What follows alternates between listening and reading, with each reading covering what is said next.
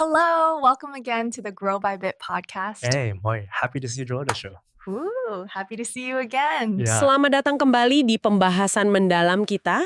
Hari ini kita akan membongkar sebuah fenomena yang besar sekali yang sedang terjadi di Korea Selatan, tepat di jantung industri global. Anda pasti kenal nama-nama raksasa seperti Samsung, Hyundai, LG. Nah, di balik layar, mereka ini sedang melakukan perombakan kepemimpinan besar-besaran. Dan ini bukan sekedar mengganti 1-2 direktur ya, tapi sebuah gelombang regenerasi yang mendorong eksekutif-eksekutif muda, bahkan yang baru berumur 30-an atau 40-an, ke posisi kunci. Misi kita kali ini adalah untuk memahami kenapa sekarang di tengah tekanan global yang seketat ini. Dan yang lebih penting, apakah langkah berani ini benar-benar solusi atau jangan-jangan cuma perubahan kosmetik? Ini adalah sebuah langkah strategis yang sangat menarik untuk dianalisis. Karena ini kan pertaruhan tingkat tinggi. Percepatan regenerasi ini dipicu oleh tekanan dari segala arah, sebetulnya. Dari Amerika, ada Apple dan Tesla. Mereka kan bukan cuma jual produk, tapi ekosistem, gaya hidup yang terus berubah. Dari Tiongkok, ada Huawei, ada Xiaomi yang gesit sekali, menekan dengan teknologi canggih dan harga yang super kompetitif. Dan jangan lupakan dominasi TSMC dari Taiwan di sektor semikonduktor. Itu kan jantungnya hampir semua produk teknologi modern. Para chaebol ini, sebutan untuk konglomerat raksasa Korea, itu sedang berada di fase kematangan. Nah, di fase ini, pilihannya cuma dua. Melakukan pembaruan strategis yang radikal, atau ya pelan-pelan masuk ke fase penurunan. Regenerasi kepemimpinan ini inti dari upaya pembaruan itu. Oke. Mari kita coba bedah lebih dalam. Ini kan bukan sekedar wacana ya, kita bicara tentang aksi nyata. Contohnya Samsung deh, gimana persisnya gerakan mereka? Di Samsung, gerakannya itu sangat agresif dan terfokus. Mereka mempromosikan puluhan eksekutif usia 30-an dan 40-an, terutama di divisi vital seperti Device Experience yang langsung berhadapan dengan Apple, dan juga di divisi semikonduktor yang bertarung melawan TSMC. Logikanya sederhana sih. Untuk melawan kompetitor yang lahir dari era digital, mereka butuh pemimpin yang juga berbahasa digital secara alami, bukan sebagai bahasa kedua. Cara lama sudah tidak cukup. Menarik. Jadi ini bukan cuma soal usia, tapi soal native fluency di dunia teknologi modern. Tapi saya baca juga ini bukan cuma soal mempromosikan orang Korea yang lebih muda, ada perubahan lain juga kan? Tepat sekali. Nah, ini yang membuat langkah mereka lebih dari sekedar peremajaan. Samsung mulai membuka ruang rapat untuk lebih banyak perempuan dan juga ekspatriat di posisi eksekutif. Tujuannya jelas, mendobrak homogenitas pemikiran.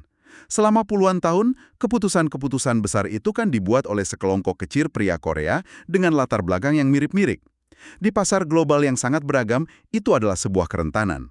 Jadi, dengan membawa masuk perspektif baru, mereka berharap bisa lebih memahami konsumen, dari Eropa sampai Asia Tenggara. Ini upaya membuat otak perusahaan jadi seglobal penjualan mereka. Dan sepertinya ini pola yang menular ya, bukan cuma Samsung yang bergerak. Bagaimana dengan raksasa lain seperti Hyundai? Saya dengar di sana nuansa drama dinastinya kental sekali. Betul sekali. Apa yang terjadi di Hyundai itu bahkan bisa dibilang lebih dramatis. Di bawah kepemimpinan Chung Oisun, ini generasi ketiga dari keluarga pendiri, terjadi perombakan besar. Dia mengganti banyak sekali eksekutif senior, termasuk orang-orang yang sangat loyal dan dipilih langsung oleh ayahnya sendiri. Ini bukan sekedar keputusan bisnis. Ini adalah sebuah pesan kuat bahwa era lama sudah berakhir. Fokusnya tajam sekali. Akselerasi habis-habisan di sektor mobil listrik dan teknologi otonom. Untuk mengejar, dan kalau bisa ya, melampaui Tesla. Chung Oisun tahu Hyundai tidak bisa lagi cuma jadi fast follower atau pengekor yang cepat. Wah, saya bisa bayangkan betapa besar pertaruhan itu di internal. Mengganti orang-orang pilihan ayah Anda sendiri pasti menimbulkan riak yang luar biasa. Ini menunjukkan urgensi yang sangat tinggi. Sangat tinggi. Dan pola ini kita lihat di tempat lain juga. SK Group, pemain besar di energi dan telekomunikasi, menunjuk lebih dari 100 eksekutif baru untuk menggarap sektor masa depan, seperti baterai, biofarmasi, dan hidrogen. LG juga tidak ketinggalan. Mereka menambah ratusan eksekutif usia 40-an untuk memperkuat posisi di bisnis baterai. Persaingannya kan brutal sekali di sana, terutama melawan CATL dari Tiongkok. Benang merahnya sama di semua perusahaan ini. menempatkan pemimpin yang masih lapar, responsif, dan punya kepekaan tinggi terhadap teknologi baru. Ini cara mereka bertahan. Oke, di atas kertas ini semua terdengar sangat visioner. Angkat pemimpin muda yang lapar, perusahaan jadi lebih lincah, lebih inovatif, kelihatannya seperti solusi yang sempurna. Tapi, nah disinilah bagian yang paling rumitnya muncul kan. Apa yang terjadi ketika pemimpin baru yang lincah ini, yang penuh ide-ide segar, dimasukkan ke dalam mesin organisasi yang usianya sudah puluhan tahun, besar dan kaku. Ini kan seperti memasang mesin Formula 1 ke dalam rangka truk kontainer tua. Analogi itu sangat tepat. Itulah inti dari kontradiksi yang sedang mereka hadapi. Dan ini adalah tantangan terbesar mereka. Banyak dari perusahaan ini masih terperangkap dalam struktur yang sangat hierarkis dan birokratis.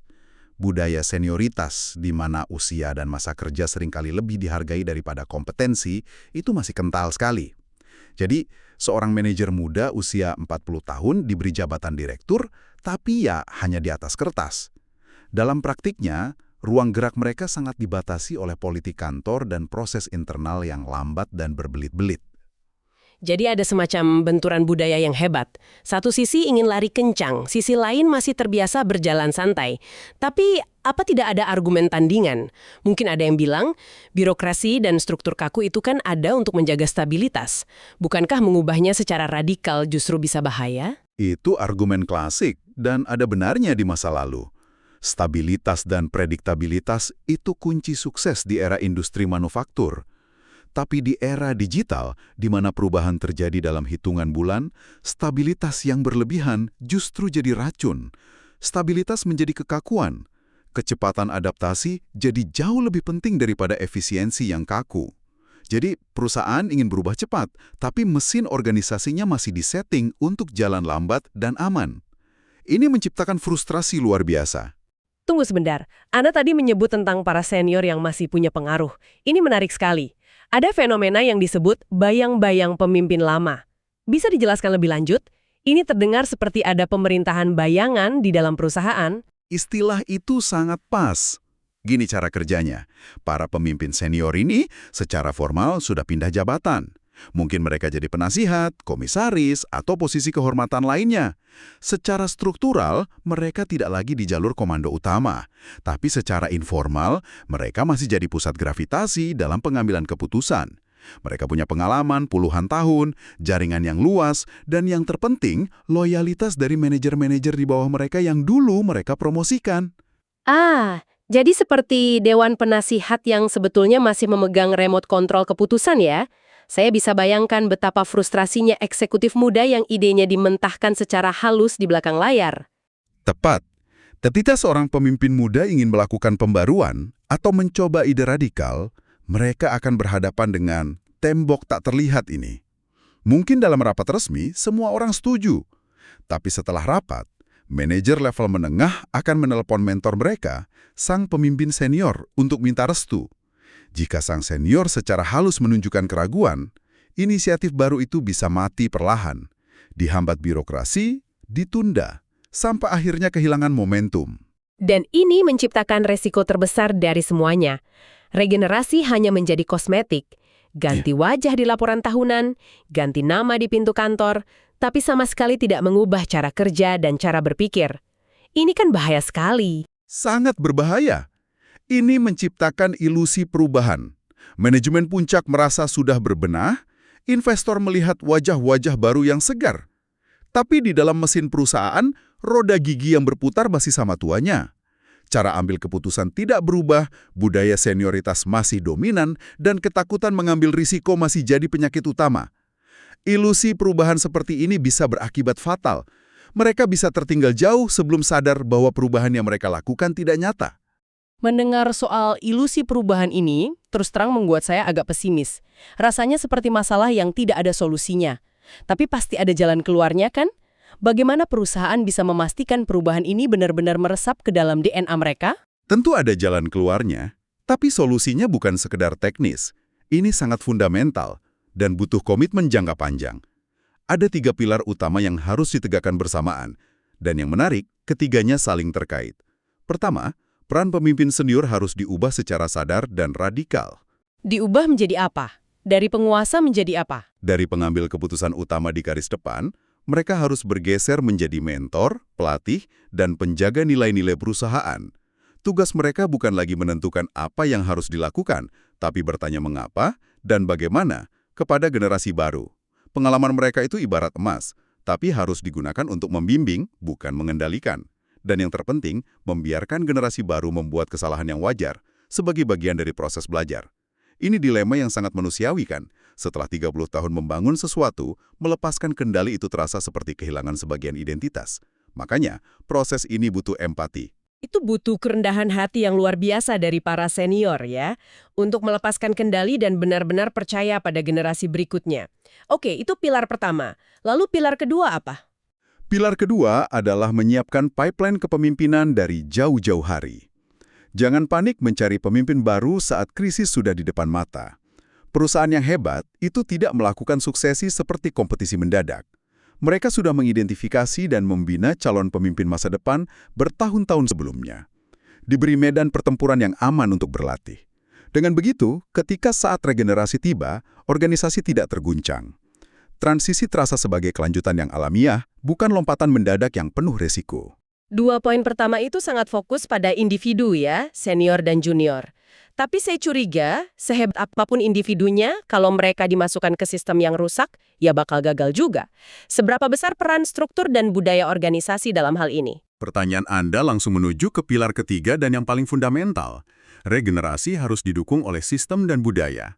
Promosi cepat tanpa pembelajaran berkelanjutan itu berbahaya sekali. Pemimpin muda butuh dukungan struktural. Bayangkan seorang manajer muda di divisi baterai LG. Dia punya ide radikal untuk material baru. Risikonya tinggi. Jika sistem insentif perusahaan hanya mengukur keberhasilan jangka pendek, dia tidak akan pernah mengambil risiko itu. Setiap kegagalan kecil akan dihukum berat. Jadi dia akan memilih jalan aman dan inovasi pun mati. Tepat sekali. Tapi, jika budaya dan sistemnya mengatakan, eksperimen ini adalah investasi, kegagalan yang memberikan pelajaran akan dihargai, maka inovasi bisa lahir. Perlu ada budaya yang mendorong eksperimen. Jika tidak, regenerasi hanya akan menghasilkan pemimpin muda yang berpikir dan bertindak persis seperti generasi lama. Mereka akan beradaptasi untuk bertahan hidup, bukan untuk berinovasi.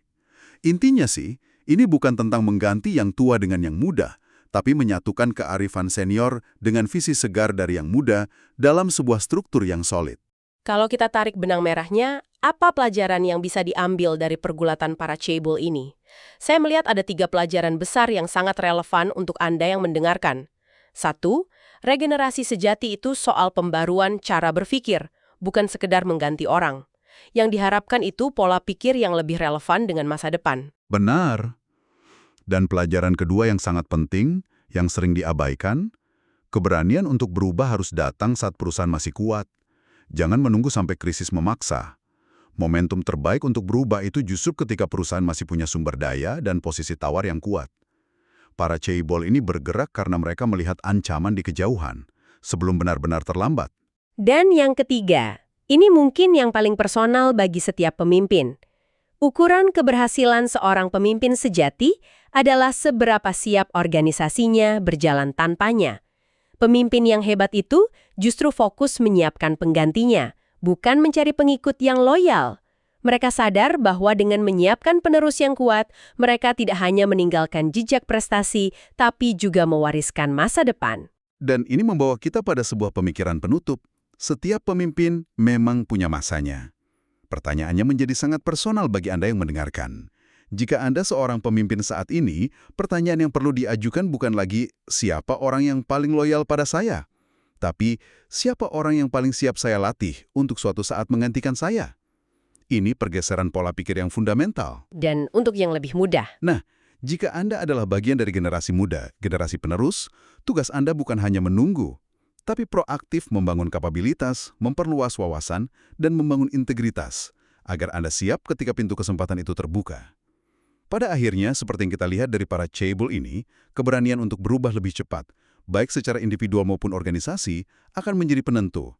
Terus memimpin di depan, atau pelan-pelan tertinggal dan menjadi catatan kaki dalam sejarah. Sebuah pilihan yang juga sangat relevan untuk kita semua.